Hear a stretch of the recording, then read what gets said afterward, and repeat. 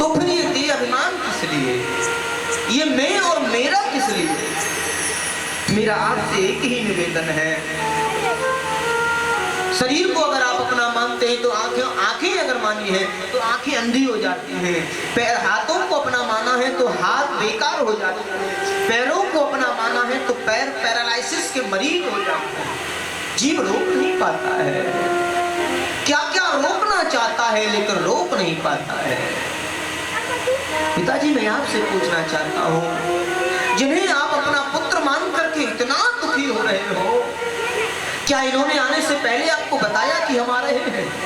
बोले ऐसा तो कुछ नहीं कहा। तो फिर किसके लिए रो रहे हो? गोकर्ण जी कहते हैं पिताजी मन के मारे बन गए और बन तज बस्ती मां।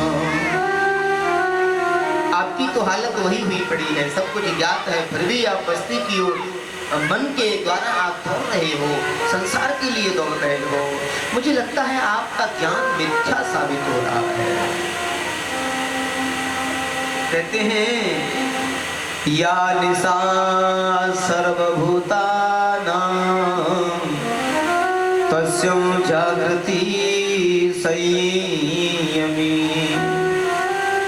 पिताजी संसार में कहीं कोई अपना नहीं है। सर्वप्रथम मैं आपसे कहा कि संसार के लोगों से आशा न किया करना, जब कोई नहीं अपना सिया राम जपा करना। और संसार तो ऐसा ही है, इसके लिए क्या क्या विचार करोगे? तो मूल विषय ये कि आत्मदेव को ऐसा विभोर किया है, आत्म तत्व से एकदम से जागृत करा दिया है। किसने? कभी कभी शिक्षा किसी से भी मिल सकती है। आत्मदेव के पुत्र ने पिता को ऐसा आत्मज्ञान प्रदान किया, पिताजी आप ऐसा, और देखिए ऐसा पुत्र होना, ऋणानुबंधी नहीं हो, कुल को तारने वाला एक द्योतक हो, कुल को तारने वाला दीपक हो। गौकर्ण ने पिताजी को मार्ग दिया, पिताजी आप किसके लिए रो रहे हो? कोई किसी का नहीं, जाइए वन में जाओ, भगवान को पाओ, एकांत में भजन करो। ये संसार तो बस ऐसा ही है, आप किसके लिए रो रहे हो? कोई किसी का नहीं है। पंडित जी की बात बिल्कुल समझ में आ गई और वन में गए, भागवत जी के 10वें स्कंद का पाठ प्रारंभ कर दिया है। मैं भागवत का पाठ करूंगा और पाठ करते करते देह त्याग कर दिया है, परमात्मा तत्व को पा लिया है। आत्मदेव पंडित जी ही महान विद्वान ज्ञाता थे, सहजता से मार्ग पा लिया है। लेकिन यहाँ पर बड़ी युति है, अकेले पड़े हैं श्रीमान धुंधकारी, 5-5 वैश्याओं के द्वारा उनको मार दिया जाता है, जलते अंगारे मुंह में डाल दिए जाते हैं, मर गए। और महाप्रेत बन के पड़े हैं विशाल उस हवेली में। गोकर्ण जी तो पहले ही चले गए तीर्थों पर। एक दिन काफी समय बाद जब लौट के आए, उस गांव के किनारे से जब निकल रहे, तो कोई कितना भी बड़ा महात्मा हो जाए, कितना भी बड़ा संत हो जाए, एक ना एक दिन अपनी भूमि की याद उसे अवश्य आती है, क्योंकि जननी जन्मभूमि गरीयसी, उस जन्मभूमि की याद जरूर आती है। कितना भी बड़ा महान संत क्यों ना हो, ऐसे बड़े बड़े महात्माओं को देखा है, भले ही संसार त्याग दिया, घर परिवार त्याग दिया, गांव बस्ती त्याग दी, लेकिन एक ना एक दिन उस बस्ती की जरूर याद आती है। गोकर्ण जी को एकदम से मन में भाव हुआ, चलो आज अपनी बस्ती माता के दर्शन करने चलते हैं। दिन में तो नहीं जाएंगे, लोग भीड़ लगा लेंगे, क्योंकि काफी समय बाद जा रहे हैं। रात्रि में आए, निहार रहे हैं उस महल को, ये वही महल है। आत्मदेव पंडित जी इसमें नियमित पाठ किया करते थे, आज ये बिल्कुल सूना पड़ा है, ताले लगे पड़े हैं। एक बार तो अस्तवृंद हो गए गोकर्ण जी, ये वही घर है जहां मेरा भी जन्म हुआ, आज कोई नहीं है यहाँ जल देने वाला। आखिर क्या हो गया प्रकृति को? रात्रि का समय, अरे हमें क्या लेना देना, हम तो महात्मा ठहरे, हमारे लिए संसार एक है, हमें तो भजन करना है। हम व्यर्थ की बातों में चले गए, बस मुझे भजन करना है। अब भजन करने के लिए स्थान चाहिए, अरे इससे बढ़िया जगह कौन सी होगी? यहाँ परम शांति होगी, यहाँ कोई है ही नहीं, वर्षों से नहीं है। अभी किसी पड़ोसी को कहेंगे तो लोग इकट्ठे होंगे, लोगों को परेशानी होगी, गोकर्ण जी महाराज आए हैं, भीड़ लग जाएगी, हमारे भजन में विघ्न फैलेगा।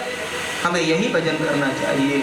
और वो सूने महल में प्रवेश कर जाते हैं और जाकर के जैसे ही भजन करने बैठे तो कई कई प्रकार के रूप बदल बदल के आवाजें आ रही हैं। और जैसे ही कमंडलों से जल छिड़का है, कौन है भाई, क्यों हमें डरा रहे हो? कभी भैंसे की आवाज में, कभी किसी आवाज में, तरह तरह की आवाजें, कौन है? एकदम से या निशा सर्वभूतानां तस्यं जागृति संयमी। सारा संसार जब सोता है, संयमी लोग रात्रि में बैठ कर के भगवत चिंतन करते हैं। और गोकर्ण जी जैसे ही बैठे उसी समय अहम भ्राता त्वदीयस्मि धुंधकारिति नामता स्वकीयनेव दोषेण ब्रह्म तत्त्वनाशितं मया। मैं आपका भाई धुंधकारी। गोकर्ण जी ने कहा, धुंधकारी, अरे तुम्हारी आवाज आती है, तुम दिखते नहीं हो। भैया मैं महाप्रेत की योनि में हूँ। हाँ, मैंने समाचार सुना था तुम्हारी मृत्यु का। मर गए, चले गए, कितना समझाया था तुम्हें।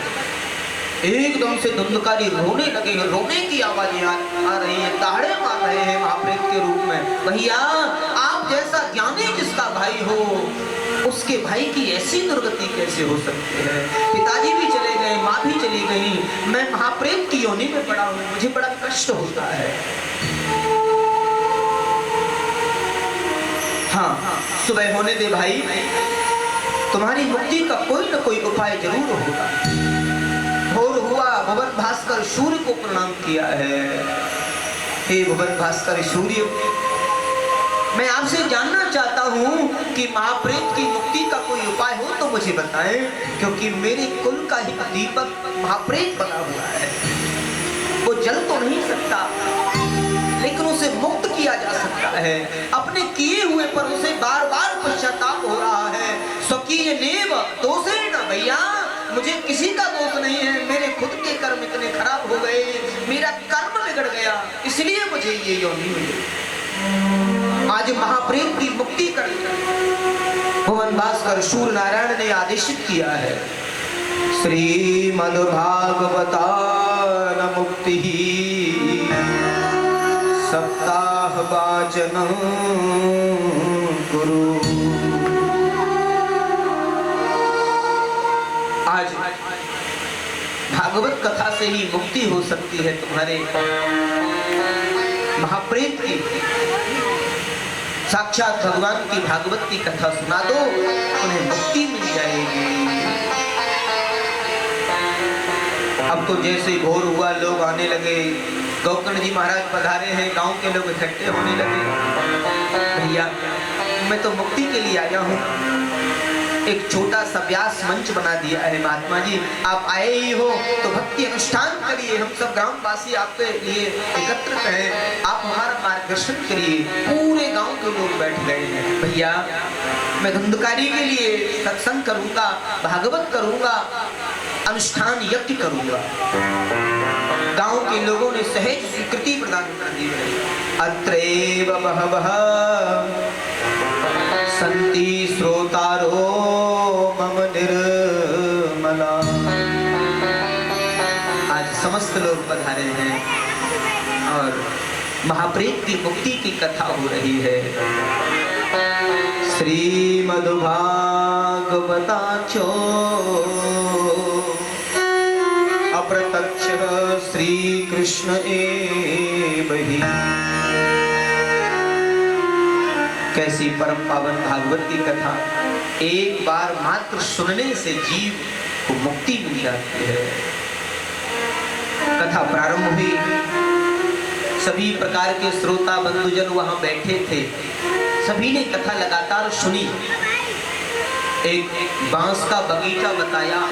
उस समय वहाँ खड़ा था बांस, और बांस के बगीचे में एक बांस की ग्रंथि में आकर के और विराजित हो गए।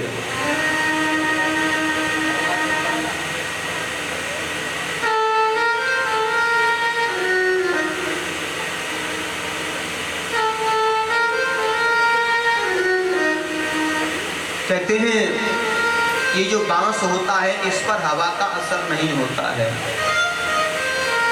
क्योंकि आसन पर बिठाते तो हवा उड़ा के ले जाती। बांस की ग्रंथि में छुप करके बैठ गए हैं श्रीमान जी और नियम से कथा सुन रहे हैं। पहले दिन की कथा सुनी, पहली ग्रंथि फट गई। दूसरे दिन की कथा सुनी, दूसरी ग्रंथि फट गई। तृतीय दिवस की कथा सुनी, तीसरी ग्रंथि फट गई। ऐसे 7 दिन की कथा से सातों ग्रंथियां फट गई और दिव्य पार्षद भगवान के पधारे हैं रथ लेकर के और धुंधकारी को ले जा रहे हैं। गांव वाले चिल्लाते रह गए, महाराज कथा तो हम सबने सुनी, अकेले धुंधकारी ने तो नहीं सुनी। आखिर ये भेद कैसे हुआ? इनके लिए तो रथ आ गया, हम सब यही रहे। उस समय एक बड़ा सुंदर उपाख्यान किया है महात्मा गौकर्ण ने। कहा कि सुनने में अगर भेद हो जाता है तो फल में भी भेद हो जाता है। श्रोता 3 प्रकार के बताए हैं। एक होता है श्रोता जो जिज्ञासा से सुनता है, श्रवण करके ग्रहण करता है और आचरण में उसको अपना लेता है, वो होता है श्रोता। और एक होता है श्रोता। श्रोता जो सुपारी काटने वाला, वो चक्कर चक्कर चक्कर चक्कर की आवाज करता रहता है। ऐसे ही श्रोता श्रेणी वाले भी भक्त होते हैं। कथा में आने के बाद में बस उनका ये 4 घंटे का समय चक्कर चक्कर में ही चला जाता है। और एक होते हैं सोता, न पड़ोसी को कोई परेशानी, न बगल वाले को कोई परेशानी, न ब्याजी को कोई परेशानी। वो आए और आते ही कमर लगाने की जगह देखी और 3 या 4 घंटे की अटल समाधि लगा ली। ऐसे तो न श्रोता को मिल सकते, न सोता को मिल सकते। परमात्मा मिलते हैं श्रोता, सुन करके जो आचरण में उतार ले। सुनना और सुन करके आचरण में अगर उतारा है तो हम सच्चे श्रोता बने हैं। और भले ही जीवन भर सुनते रहे और आचरण में उतारा नहीं तो सुनने का कोई फायदा नहीं है। मनो राख में किया हुआ हवन है। हमारे जीवन में अगर परिवर्तन नहीं आया, हमारे जीवन के विचारों में परिवर्तन नहीं आया तो ऐसे सुनने का कोई फायदा नहीं होता है। और यही शिक्षा श्रीमद् भागवत से हमें मिलती है और यही बताया समस्त ग्रामवासियों को। और सबने बड़े भाव से श्रवण कर की है। और पुनरपि जन्मम पुनरपि मरणम पुनरपि जननी जठरे शयनम, इस बात को उच्चरित किया है। और बड़े भाव से सबने कहा महाराज ऐसी कृपा आप बनाना, हम भी ऐसे ही सुना करेंगे, हम भी ऐसे ही सुना करेंगे। इस भाव को सबने रखा है। आप आगे भी ऐसे ही कृपा करते रहना। धुंधकारी की मुक्ति हो जाती है, धुंधकारी मुक्त हो जाता है। बोलिए श्री गौकर्ण जी महाराज की जय हो। आज हृदय में कीर्तन होने लगा है और समस्त भक्त वृंदों ने उत्साह बनाया है। और यहाँ पर भागवत के नियमों की कथा बताई कि भागवत में नियम हमें मानने चाहिए। एक आसन से भागवत सुने, सुखासन से बैठ करके। बीच में नहीं बोलना चाहिए, बोलना है तो राधे राधे जय श्री कृष्ण प्रयास करें, बीच में उठे नहीं। ये दिव्य अनुष्ठान है। और अब की बार मैं हटाना जी से कहूँगा, चाहे कोई काम कितना भी बिगड़ जाए, आप 4 घंटे तक उठना ही नहीं है। हाँ, भले ही बिगड़ जाए, कोई दिक्कत होता रहेगा। ये बनना और बिगड़ना तो चलता ही रहेगा। मैं 5वीं बार आया हूँ पर मैं जिज्ञासा से शायद सुना नहीं पाया हूँ और आप जिज्ञासा से सुन नहीं पाए। अब की बार ऐसा नियम बनाना है, राम जी के भरोसे छोड़ देना। जिसको जो करना है वो करेगा। आपको नियम से कथा सुननी है, क्योंकि निश्चित रूप से ईश्वर का इतना अद्भुत कार्य आपके कर कमलों द्वारा होता है। अपने परिवार के लिए, अपने इस गांव के लिए, अपने क्षेत्र के लिए। और स्वयं आप नहीं सुन पाते हैं तो मेरे मन में बड़ी टीस रह जाती है। तो मेरा आपसे निवेदन है 7 दिन एक आसन से बैठ करके भगवान की कथा सुननी है। एक पल एक क्षण मोबाइल को दूर कर देंगे, कहाँ क्या हो रहा है 4 घंटे के लिए बिल्कुल त्याग, जो हरि की इच्छा होगी वो होगा। और नियम कुछ नियम बताए हैं, उन्हें हमें सुनना चाहिए। और नियम बोले वक्ता और श्रोता दोनों को ही निर्वहन करने चाहिए। किसी प्रकार का कोई भी कुतिष्ठ कर्म, किसी प्रकार की कोई कुरुषित वाणी, चारपाई का शयन, किसी से तीक्ष्ण बोलना, कड़वा कसैला खाना, ये बहुत सारे नियम बताए, उन सब का पालन करना है। और 7 दिन तक बड़े सहज और सरल हृदय अपने रखना है और सरल विचार हमें रखने हैं। सहज सरल विचारों के साथ में भागवत को श्रवण करना है। और भोजन के बारे में तो ऐसा लिखा है भागवत में कि वक्ता और श्रोता दोनों को निराहार रहना चाहिए, लेकिन ये सब नियम नहीं हो पाता है। वक्ता श्रोता दोनों निराहार नहीं रह सकते। तो बोले भोजनम तो परम मन्ये कथा श्रवण कारकं नोपवासो बरह प्रोक्त कथा विघ्न करो यदि। भले ही दिन में 5-5 बार खाओ और खाते ही रहो, पर उतना खाओ कि बैठने के बाद में आलस्य और प्रमाद ना घेर ले। उतना खाओ, बैठने के बाद में किसी प्रकार का कोई आलस्य प्रमाद आपको न सताए। तो नियम बताया कि वक्ता श्रोता घी पी करके रहे, ये भी सहज नहीं हो सकता। बोले एक वक्त फलाहार ले ले, ये भी नहीं हो सकता। बोले दोनों वक्त ले ले, बोले ये भी नहीं हो सकता। बोले एक वक्त भोजन ले ले, एक वक्त फलाहार ले ले, बोले ये तो शायद हो सकता है। तो हमने नियम आप सबको बताए हैं।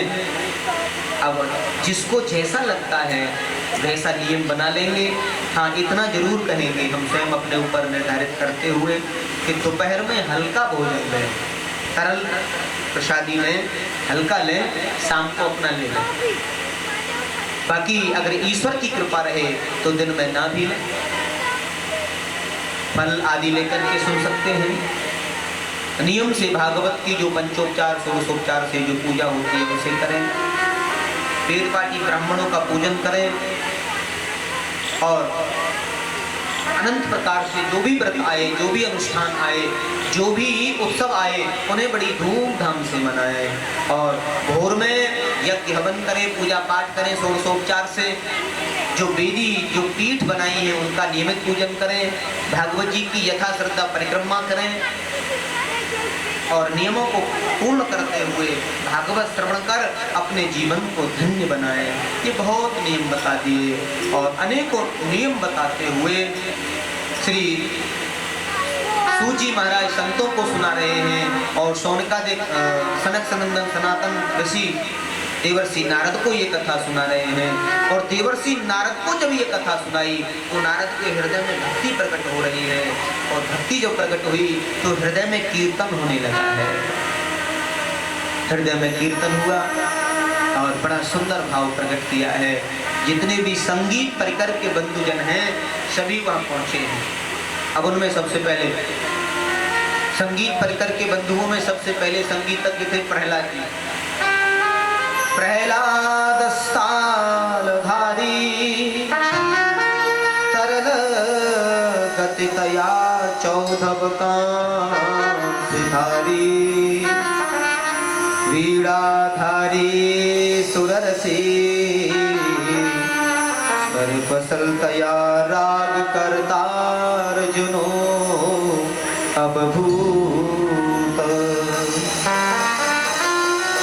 इंद्रो नबादी नमृदंग जय जय सुकरा कारतने ते कुमार यत्रा प्रेम भाव भक्तया सरचनया व्यासपुत्रो बभूव। प्रहलाद जी आए और प्रहलाद जी आकर के ताली बजाने लगे हैं, क्योंकि कीर्तन में ताली बजाना भी संगीत की पहली सीढ़ी है। हाँ, ताली बजाने से स्वर लहरी भी सही होती है और हृदय में तन्मयता आती है, और जो हमारे सेल्स मरे हुए हैं वो रीजनरेट होने लगते हैं ताली बजाने से। हाँ, तो ताली बजाने के कई फायदे हैं। जो गड़बड़ रेखा है वो सही होने लगती हैं। हस्तरेखा दिखाते ना, देखना हमारा हाथ। और जो सही वाली रेखा है वो गड़बड़ हो जाती है कब? जब हम ताली नहीं बजाते हैं। हाँ, ये भी समझने का विषय है। तो प्रहलाद जी ने ताली क्यों बजाई? बोले मेरी गड़बड़ रेखा सही हो जाए, इसलिए बजाई। और स्वर लहरी में आनंद आ जाए, इसलिए बजाई। और यहाँ पर सभी आए, उद्धव जी आए, उद्धव जी कांसा बजाने लगे और देवर्षि नारद तो बीड़ा लिए बैठे ही थे, वो बीड़ा बजाने लगे हैं। और रागों के जानकार जो है अर्जुन, वो भी आ गए और बड़े सुंदर सुंदर राग अलाप रहे हैं, बड़े सुंदर सुंदर राग।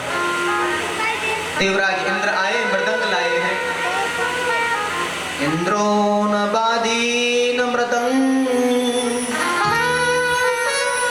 जय जय सुकरा। अब देखिए इंद्र जो है मृदंग बजा रहे हैं। ये जो तबला है ना, इसी का संपूर्ण रूप मृदंग हुआ करता था। उसके दो हिस्से किए, दो रूपों में परिणत हो गई, तबला बन गया। और मृदंग का वादन बड़ा अद्भुत हुआ करता। हाँ, देवराज तो बड़ी उत्तम गति से मृदंग बजा रहे हैं।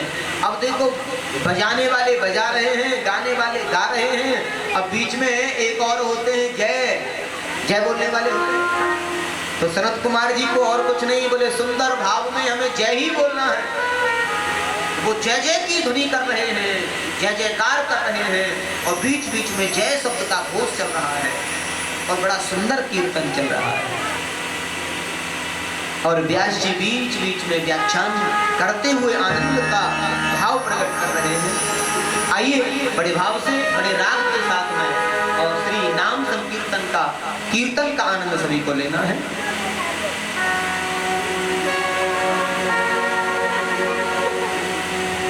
हो जय जय राधा।